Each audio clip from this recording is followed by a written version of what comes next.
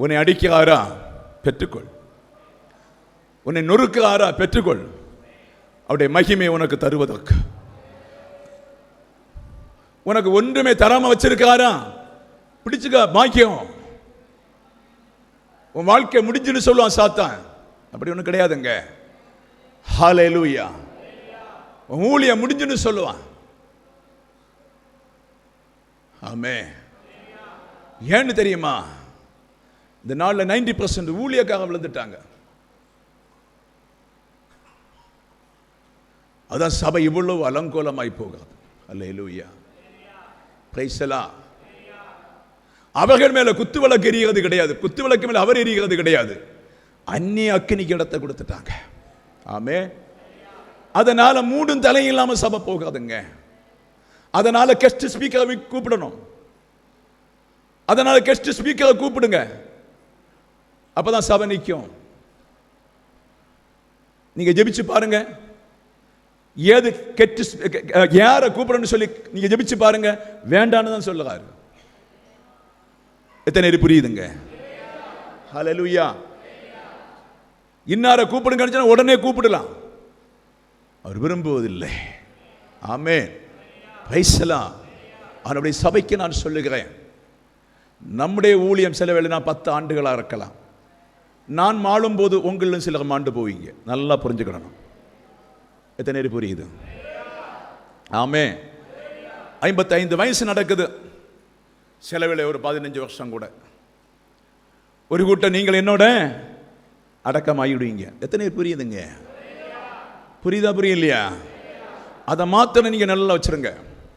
அது ஜோஸ் நடத்தலாம், யாரோ நடத்தலாம். அவரோட ஒரு கூட்டம் அடிபட போகுது. இப்படித்தான் சபை போகிறதே தவிர சபையுடைய வழிகளை கண்டுபிடிக்க ஒரு ஊழியக்காரனுக்கு உங்களுக்கு முடியாது. அப்ப நீங்கள் இருக்கிற நாட்களிலே ஒவ்வொரு நாளும் கவனமாய் ஆண்டவரை நாடி அந்த அக்கினிக்குள்ள நீ பரிசுத்தப்படுத்தி போனால் உனக்கு வெளிப்பாடு உண்டாகும்.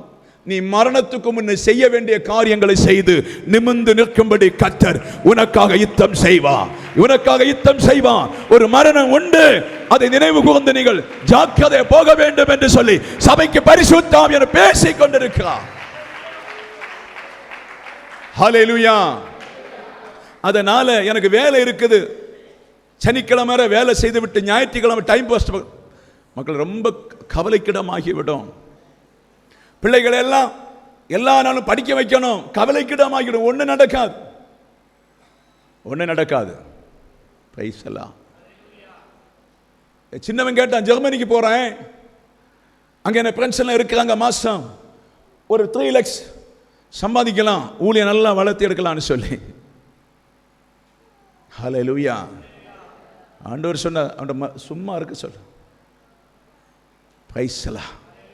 நீங்கள் அறியாத சில காரியங்களை மனதில் வைத்துக் கொண்டிருக்கிறீங்க. கர்த்தர் சொல்லுகிறார், இதற்காக நம்மை அழைக்கவில்லை, அந்த ராஜ்யத்தை நிரப்புவதற்காய் தேவன் நம்மை அழைத்திருக்கிறார். ஹல்லேலூயா, ஹல்லேலூயா, ஹல்லேலூயா. ஆனபடி சபைக்குள்ள அவர் உலாவிக் கொண்டிருக்கிறார். அப்ப சபைக்குள்ளே உலாவும் போது சிலர் என்ன செய்வாங்கன்னு சொன்ன, சரியா அந்த வெளிப்பாடு அறிய மாட்டாங்க, வசனம் அறிய மாட்டாங்க, சபைக்கு வருகிறது கூட ஆயத்தமா இருக்காது, ஜெபிக்கிறதுல ஒரு ஆயத்தமா இருக்காது. அப்ப அந்த பாத்திரத்தை வந்து விட்டு முத்தம் செய்ய முடியுமா? அந்த பாத்திரத்தை முன்னே வந்து அன்பு கூற முடியுமா? அல்லேலூயா, பிரைஸ் தி லார்ட், ஆமென். உங்களுக்கு ஒரு மனிதனை பிடிக்காவிட்டா நீங்க போய் முத்தம் கொடுப்பீங்களோ? உங்களுக்கு ஒரு மனுஷியை பிடிக்காவிட்டா ஓடி போய் தொட்டு சந்தோஷமாய் கிஸ் பண்ணுவீங்களோ?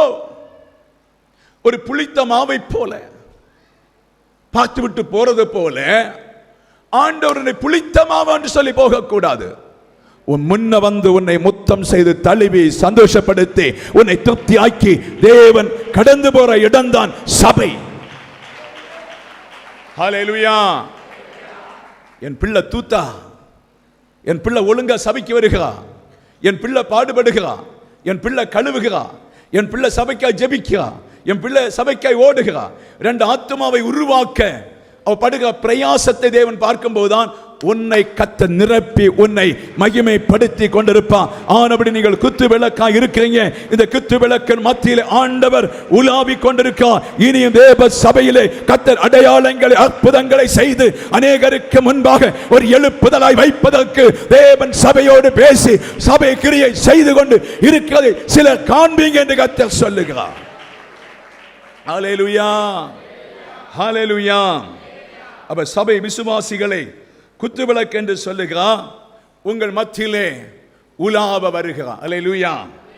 1 பேதுரு புஸ்தகம் 4ஆம் அதிகாரம் 12வது வசனத்தை படிக்கலாம். 1 பேதுரு 4:12. பிரியமானவர்களே, பிரியமானவர்களே, உங்களை சோதிக்கும்படி உங்கள் நடுவில் பற்றி எரிகிற அக்கினியை குறித்து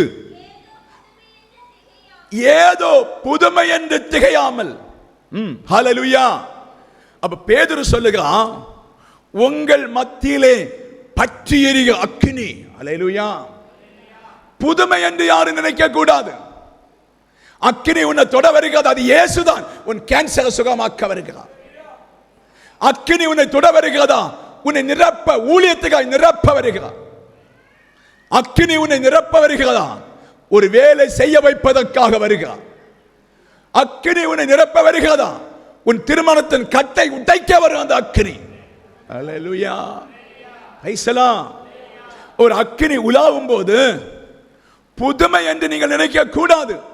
யோவேல் புஸ்தகம் 2:28 சொன்ன அக்கினிதான், இயேசுதான் உன் பக்கமாய் வந்தது. ஹல்லேலூயா. பிரைஸ். இந்த அக்கினியை ஒருவன் பெற்றுக்கொள்ளாவிட்டால் நிம்மதி இருக்காது. இந்த அக்கினியை பெற்றுக்கொள்ளாவிட்டால் சமாதானம் இருக்காது. இந்த அக்கினியை பெற்றுக்கொள்ளாமதான் ஞாயிற்றுக்கிழமை சபை தெரியல. ஆமென். இந்த அக்கினியை பெற்றுக்கொண்டா இருக்க முடியாது. ஆராதனைக்குள்ளே கலந்து வந்து அந்த அக்கினிக்குள்ளே உலாவி சந்தோஷப்படாம அவனை திருப்திப்படுத்தாது. அது தன் தேவ அக்கினி. ஹல்லேலூயா, ஹல்லேலூயா, ஹல்லேலூயா. அப்ப அக்கினி என்ன சொல்லுகிறது? உங்க மேல பற்றி எரிகிறது மாத்திரமல்ல, உங்க முன்ன நின்று உங்களை சோதித்து பார்க்கிறது. கள்ளம் இருக்கிறதா, கபடம் இருக்கிறதா, பிரச்சனை இருக்கிறதா, சுயநலம் இருக்கிறதா, துக்கத்தோடு இருக்கிறானா, என்ன பிரச்சனை இருக்கீங்கன்னு சொன்னேன், அக்கினி சோதித்தருகிறது. அல்லேலூயா. ஐசலா. ஒரு தகப்பனாவன் தன் பிள்ளையை சோதித்தருகிறது போல, ஒரு தாயானவள் பிள்ளையை சோதித்தருகிறது போல, உன் சகோதரனை கண்டுபிடிக்கிறது போல, ஒரு குடிகாரனை கண்டுபிடிக்கிறது போல, ஒரு பாவியை கண்டுபிடிக்கிறது போல இந்த அக்கினி நம்மை ஒவ்வொரு நாளும் கண்டுபிடித்துக் கொண்டிருப்பதை தேவ சபை மறந்துவிடக் கூடாது என்று கர்த்தர் சொல்லுகிறார். அல்லேலூயா. இந்த அக்கினிக்கு ஒரு விசேஷ தன்மை இருக்கிறது. ஒன்று, பாவத்தை ஆராயும் அக்கினி, அக்கிரமங்களை ஆராயும் அக்கினி, பிரச்சனைகளை ஆராயும் அக்கினி. அக்கிரமங்களை ஆராய்ந்து கொண்டிருக்க அக்கினி தான், இருதயத்தை சோதிக்கிற அக்கினி தான். நீங்கள் பாவத்தை கண்ணார பார்த்து சொல்வீங்க, அவர் உள்ளத்தில் இறங்கி பாவத்தை வெளிப்படுத்துவார். ஐயா, வாழ முடியுமா? ஆண்டவர் உள்ளத்தில் இறங்கி பார்க்கிறதுனாலே நாம் எப்படி இருக்கிறோம் என்று சொல்லி அவருக்கு தெரியும். வாழ முடியுமா மக்களே? நம்முடைய உள்ளத்து நினைவுகள் அவர் எடுத்து வெளி ஒரு பத்திரத்தை படிக்காத போல கொண்டு வருவார். வாழ முடியுமா? சமாதானம் இருக்க முடியுமா? சந்தோஷம் இருக்க முடியுமா? அல்லேலூயா. ஆமென். எத்தனை பேர் புரியுது? ஆமென். மெடிசன் எப்படி உள்ள இறங்குது, டாக்டர் எப்படி கண்டுபிடிக்கிறாங்க, என்னெல்லாம் வியாதி இருக்குன்னு கண்டுபிடிக்கிறது போல உன் ஆத்மாவுக்குள் என்னெல்லாம் இருக்கிறது என்று சொல்லி என் ஆண்டவர் கண்டுபிடிக்கிறவராயிருக்கிறார். ஹல்லேலூயா, ஹல்லேலூயா, ஹல்லேலூயா. அதை இறங்கி பார்க்கும்போது 40% ஐடியா, அதை 50% பரிசுத்தத்துக்கு கொண்டு வருவா. 50% ஆச்சா அதை 60% கொண்டு வருவா. இன்னும் சபைக்கு ஆவியான வெளிப்படுத்த ஒரு காரியம் உண்டு. நீ பரிசுத்தமாக வேண்டுமானால் யாரோ உன்னை கண்ணீருக்குள் ஆக்கிக் கொள்ள வேண்டும். எத்தனை நேரம் புரியுது? நீங்கள் பரிசுத்தராக வேண்டுமானால் நீ சிலரால தூற்றப்பட வேண்டும், சிலரால நெருக்கப்பட வேண்டும். சில துன்மாக்களை அப்படி நெருக்கத்தை தரும்படி வைத்துவிட்டு உன்னை பரிசுத்தமாக்குவதற்கு ஆண்டவர் கண்ணீரின் மத்தியிலே உன்னை பரிசுத்தப்படுத்திய ஒரு தேவன். உன்னத பாட்டு 2ஆம் அதிகாரத்தை படிக்கும்போது தெரியும். வேண்டாம். அல்லேலூயா, ஆமென். இறங்கி பார்க்கும்போது சாக்கடை இருக்கிறதா, கழிவு இருக்கிறதா? தன் பிள்ளைகளாயிருக்கிற உங்களை தரிசனத்தின் மூலம் காண்பித்து வெளிப்படுத்தி தருகிற தேவன் நம்முடைய தேவன். கரத்தை தட்டி கர்த்தருக்கு நன்றி செலுத்தி அந்த ஆவியான உங்கள் மத்தியிலே பொழிந்து கொண்டிருக்கும்படியாய், அந்த அக்கினி உங்கள் மத்தியிலே பொழிந்து கொண்டிருக்கும்படியாய், அந்த அக்கினி உங்களை சோதித்து கொண்டிருக்கும்படியாய், அந்த அக்கினி கவனித்துக் கொண்டிருக்கும்படியாய், அந்த அக்கினி பரிசுத்தமாய் பாதுகாக்கும்படியாய், உங்களை பரிசுத்த ராஜ்யத்திலே கொண்டு போய் சேர்க்கும்படியாய் அந்த அக்கினி யோவேல் சொன்ன வெளிப்பாடு பரிசுத்த ஆவியானவர் சபைக்குள்ளே உலாவிக் கொண்டிருக்கிறார். அல்லேலூயா. சபைக்குள்ள எத்தனை பேர் இருக்கான்னு பார்க்க மாட்டார். பரிசுத்தமாக பாத்திரத்தை பார்த்து கரத்தை பிடித்து தேவதூதன் கையில் கொடுக்கிறார். மிக கவனமாய் பாதுகாத்துக் கொள்ளும். இது எனக்கேற்ற பாத்திரமா. அந்த பாத்திரம் அசங்க முடியாது. அந்த பாத்திரம் எங்கேயும் போக முடியாது. எப்போதும் குத்து விளக்கு எரிகிறது போல ஆண்டவருக்கு எரிய கொடுக்கிற அந்த பாத்திரம்.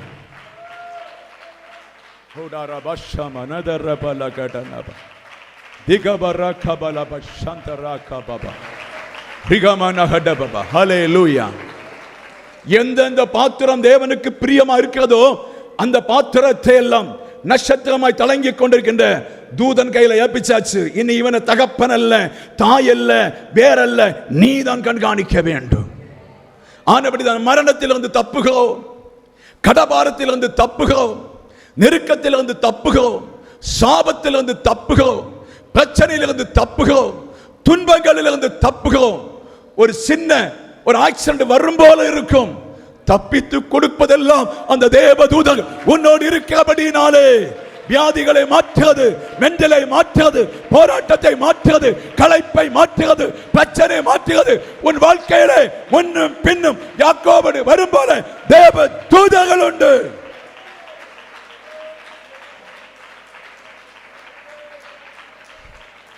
ஹல்லேலூயா.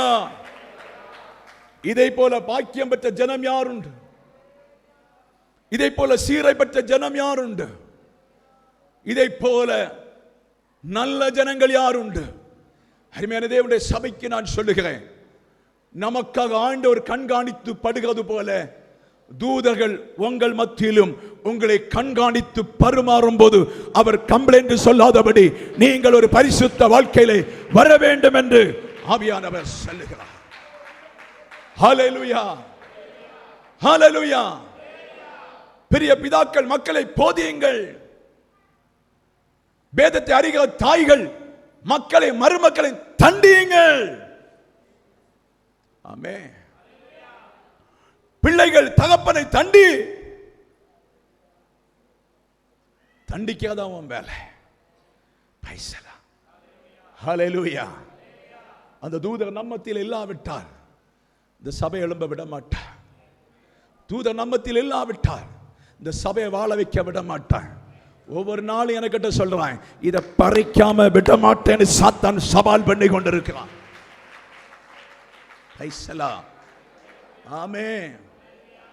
இதை பறிக்காம நான் உன்னை விட மாட்டேன். அதுக்கு தான் சொல்றேன், நம்ம ஒரு 10-15 ஆண்டு காலம் தான் ஊழியம் செய்வோம். அது இவங்க ஒரு 30 ஆண்டு ஊழியம் செய்வாங்க. அதில் நீ ஒரு ஊழியக்காரனை விட மேலாய் வாழ கற்றுக்கொண்டால் நீ பரலோகம் போது கூட அடிசானத்தை கர்த்தர் போட்டு தருவார். ஹல்லேலூயா, ஆமென்.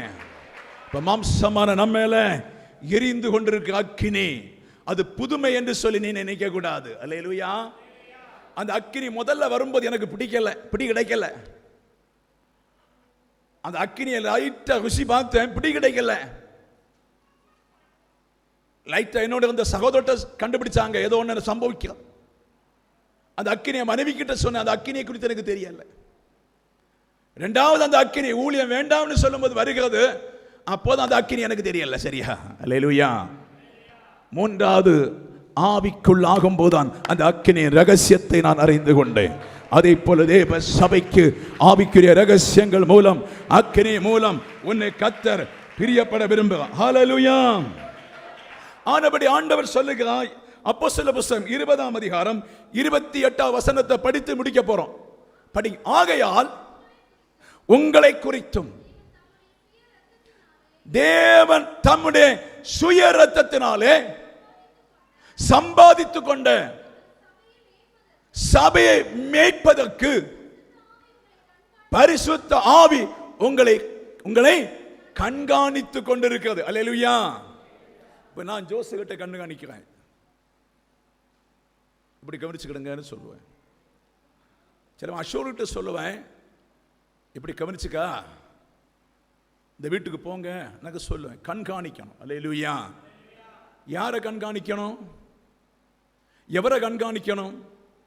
ஆவி இல்லாதவர்களை, ஆவியினுடைய மகிமை அறியாதவர்களை, தேவனை நன்கு அறியாதவர்களை என்ன செய்யணுமா? மூப்பர்கள் கண்காணிக்க வேண்டும். அல்லேலூயா. சில அநேக இடத்துல ஜபத்துக்கு கூப்பிடுவாங்க, ஏமாத்திடுவாங்க. பைசலாம் நிறைய இடங்களுக்கு நம்ம ஜபத்துக்கு போனாலும் அவங்க எல்லாம் சபைக்கு சரியா வாகுதொன்னும் கிடையாது. அல்லேலூயா. ஏன் எதனால வரல என்று சொன்னால் அவர்களுக்கு சரியான ரட்சிப்பை ஆண்டவர் கொடுக்கல, அவ்வளவுதான். அல்லேலூயா. உங்களுக்கு சரியான ரட்சிப்பை ஆண்டவர் தர வேண்டும் என்று சொல்லிதான் அழைத்திரு. அப்போ சபை என்ன செய்கிறார்? பரிசுத்த ஆவியானவர் இரத்தத்தை கொடுத்து மீட்டவர் கண்காணிக்க வருகிறார். நான் பல நாளும் சொல்வதுண்டு, ஆவி பொழிந்து கொண்டிருக்கிறது எல்லாமே பரலோகத்துக்கு ஏதுவாய் உங்களை கொண்டு போவதற்கு இந்த ஆவி சபைக்குள்ள எரிந்து கொண்டிருக்கிறது. நல்ல புரியுதா? ஆமே. இந்த ஆவியை சபை ஊழியக்காரர்கள் எப்படி வேணுமானாலும் பேலன்ஸ் பண்ணலாம். காணிக்கைக்கு பேலன்ஸ் பண்ணலாம், உங்களை சமாதானமா பேலன்ஸ் பண்ணலாம், உங்களை சுகம் கொடுக்கிறது போல பேலன்ஸ் பண்ணலாம், தீர்க்க தரிசனத்துக்கு பேலன்ஸ் பண்ணலாம். எல்லாத்துக்கும் இந்த ஆவி ஒத்து வரும். அல்லேலூயா. ஆனா கடைசி நாட்களிலே இந்த ஆவியிலிருந்து எதை டீச் பண்ணணும், இந்த ஆவியிலிருந்து எதை நீங்கள் கற்றுக்கொள்ளணும், அதை சரியாய் கொடுக்காவிட்டால் நீங்க அழிந்து போவீங்க. ஆமே. அப்படி உள்ள சபையிலே ஆள்கூட்டம் திரளாயிருக்கும் வேசியின் பிள்ளைகள், ஆனா ஒன்று கூட பரலோகத்துக்கு போகாது. ஆமே. எத்தனை புரியுது? இப்ப சபையில பரிசுத்த ஆவியான் கண்காணித்துக் கொண்டிருக்கிறார். அப்ப நாங்க எதை குறித்து சொல்லணும்? ஆண்டவரே, என் சபை தோல்வியா இருக்குது, என் சபையில எழுப்புதல் காண முடியல, என் சபையில் இருக்கிற ஜனமும் மக்களும் உம்முடைய அக்கினியினால நிரம்பப்படணும். அல்லேலூயா. என்னால ஒன்னும் செய்ய முடியாது. நான் வேஸ்டா ஒரு சபையை நடத்ததை விட நான் ஒதுங்கி ஒரு விசுவாசி இருக்கிறேன். பைசலா. என் சபையை நீ உயிர்ப்பிக்காவிட்டால் என் சபை செத்து போகும். எத்தனை பேர் புரியுதுங்க? ஆமே. நீ தான் சபையை உயிர்ப்பிக்கிறவ. அப்ப நீ என்ன செய்யணும்? சபைக்குள்ள உலா வேண்டும், என் மத்தியில வர வேண்டும், எனக்கு நீர் பேசுகிற ஞானத்தை தர வேண்டும். கரத்தை தட்டி ஹல்லேலூயா, ஹல்லேலூயா, ஹல்லேலூயா, ஹல்லேலூயா. ஆண்டவர் ஆனால் சொல்ல, ஆகையால் உங்களை குறித்தும் தேவன் தம்முடைய சுய இரத்தத்தினாலே சம்பாதித்துக் கொண்ட சபையை மேய்ப்பதற்கும், சபை யார் மேய்க்கிறார்? அல்லேலூயா. பரிசுத்த ஆவியானவர் சபையை மேய்த்துக் கொண்டே இருக்கிறார். ஆமென். ஹல்லேலூயா. பரிசுத்த ஆவியானவர் எப்படி மேய்ப்பா? சும்மா மக்களை நல்லா இரு அப்படியே சொல்வாரு. ஹல்லேலூயா. பின்ன என்ன செய்வாரு? உங்களை ஒவ்வொருவருடைய சூழ்நிலையும் பரிசுத்த ஆவியானவர் அறிவார். உங்களை எப்படி தண்டிக்க வேணும், எப்படி தேள்களால் கொட்ட வைக்க வேண்டும், எப்படி உங்களுக்கு இன்ஜெக்ஷன் தர வேண்டும், எப்படி உங்களை நொறுக்கினால் கிறிஸ்துவை அறியும் அறிவில் வரும் என்று சொல்லி அறிந்து பரிசுத்த ஆவியான அதுக்கு ஏற்றபடி தண்டிப்பா. எத்தனை பேர் புரியுது? ஹல்லேலூயா. எனக்கு என்னைக்கும் நோய் பாஸ்டர், எனக்கு என்னைக்கும் கஷ்டம் பாஸ்டர், எனக்கு என்னைக்கும் துன்பம் பாஸ்டர், என் புருஷன் ஃபுல்லா குடி பாஸ்டர், புருஷனால ஒரு நிம்மதியும் இல்லை பாஸ்டர். அந்த மிருகத்தை கொண்டுதான் உன்னை உருவாக்க போறா. ஆமென். கடபார மிருகம் கொண்டுதான் உன்னை உருவாக்குவா. குடிகார மிருகம் கொண்டுதான் உன்னை உருவாக்குவா. அந்த துன்பத்தின் மிருகத்தை கொண்டுதான் உன்னை உருவாக்கா. நீ உருவாகி இயேசுவோடு வாழ்வதற்கும் சாவதற்கும் ஆயத்தமாகும்போது பரிசுத்த ஆவியான சொல்லுவா போதும். ஹல்லேலூயா. வானத்துக்கும் பூமிக்கு நின்று ஒரு தேவதூதன் 70,000 பேரை கொண்டு போட்டான் தாவீதின் காலத்தில். தாவீது மனஸ்தாபப்பட்டு உடைந்து நொறுங்கி என்னை என் குடும்பத்தை அழியும் ஏழை ஜனங்களை எதுக்கு அழிக்கிறார் என்று கேட்டபோது அந்த வாதை நின்றது.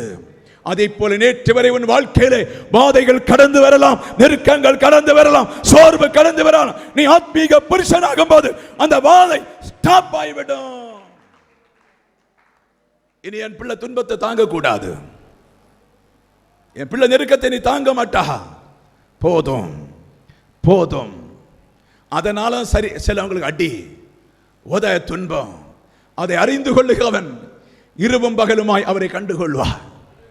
அதை அறிந்து கொள்ளுக பாத்திரம் இரவும் பகலுமாய் தேடி இன்னும் என்னை தண்டி ஆண்டவரே, இன்னும் என்னை நொறுக்கும் என்று சொல்லி ஆண்டுடைய கரத்தில் ஒரு கம்பை எடுத்து கொடுத்து அடிக்க கொடுப்பான். அவர் ஆற்றி தேத்தி பின்பு உன்னை நடத்த ஒரு தேவன். பரிசுத்த ஆவியான சபையை கண்காணித்துக் கொண்டிருக்கிறேன் என்று ஆவியானவர் சொல்லுகிறார். ஹல்லேலூயா. உன்னை பரிசுத்த உங்களை கண்காணிக்க வைத்த மந்தை முழுவதையும் குறித்தும் எச்சரிக்கையாயிருங்கள். அல்லேலூயா. எச்சரிக்கையா இருக்க வேண்டும். அல்லேலூயா.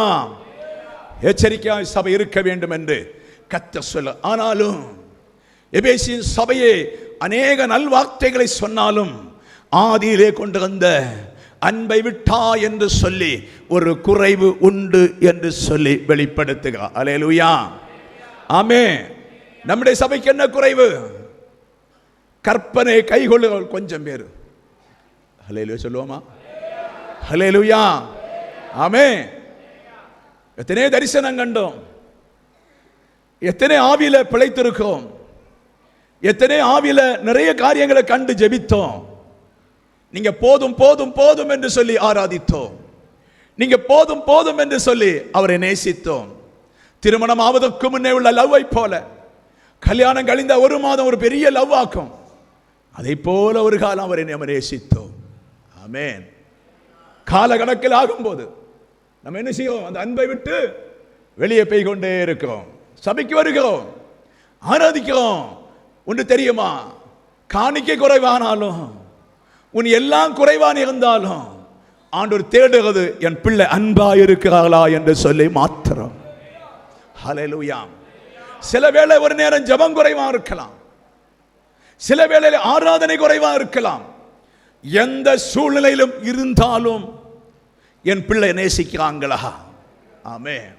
ஒரு பத்மு தீவிலும் ஆண்டவர் அவனை கண்காணிக்கும் போது இந்த கொடூரமான சூடுல, உஷ்ணத்தில், வேதனையில, யோவானே நீ என்னை நேசிக்கிறாய் என்று பார்க்கும்போது அவன் நேசிக்கிறவனாயிருந்தான்.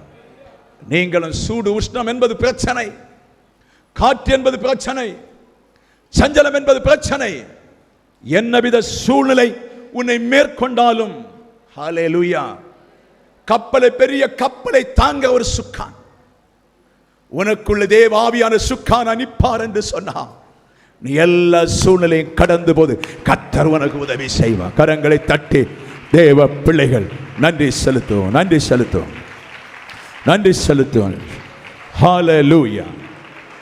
ஆனபடி சபைக்கு ஆவியானவர் சொல்லுகிறார். எபேசி சபையில எல்லா காரியங்களும் இருந்தது, ஆனா அன்பில்லை மக்களே. ஆனபடி நீங்கள் ஆதியிலே கொண்டு வந்த அன்பை எதுவரை கொண்டு முடிக்கணுமா? நாளைக்கு இந்த நாள் கொண்டல்ல. சிலர் தவறான முடிவெடுத்து முடிக்கிறாங்க. நீ மரிக்கும் போதுதான் அந்த அன்பு மாற வேண்டும். எத்தனை பேர் புரியுது? நீ என்னைக்கு சாக போறியோ அன்னைக்கு மாத்திரம் அந்த அன்பு பிரியும். நீ ஒரு நிமிஷம் மாம்சத்தில் செத்து மீண்டும் ஆவியில உயிரடைந்த உடனே மீண்டும் அந்த அன்பு உனக்குள்ள பிறக்க தொடங்கிவிடும். இது எதை குறிக்கணும் தெரியுமா? நீ தூங்கும் போது மாத்திரம்தான் அந்த அன்பிலிருந்து நீ கொஞ்சம் மாறுகிறாய். நீ விழித்த உடனே சோத்திர பலிகளை செலுத்தி அப்பா அப்பா அப்பான்னு சொல்லி அவரை கூப்பிட்டு முத்தம் செய்து அப்பா அப்பான்னு சொல்லி கூப்பிட்டு காலையிலே கெஞ்சுகாயெல்லாம் நன்றி செலுத்துகாயெல்லாம் அது அப்படியே மீண்டும் தொடங்கட்டும் என்று கர்த்தர் சொல்லுகிறார். ஆதியிலே கொண்டு வந்த அன்புக்கு சபை வர வேண்டும். அல்லேலூயா. நீங்கள் ஒவ்வொருவரும் பாடுபட்டு தான் சபை நிரப்ப வேண்டும். ஒவ்வொருவரும் பாடுபட்டு சபை நிரப்ப வேண்டும். நீங்கள் ஒவ்வொருவரும் பாடுபடும் போது சபைக்குள்ள பெரிய மாற்றம் உண்டா. நாம் எல்லாரும் எழும்பி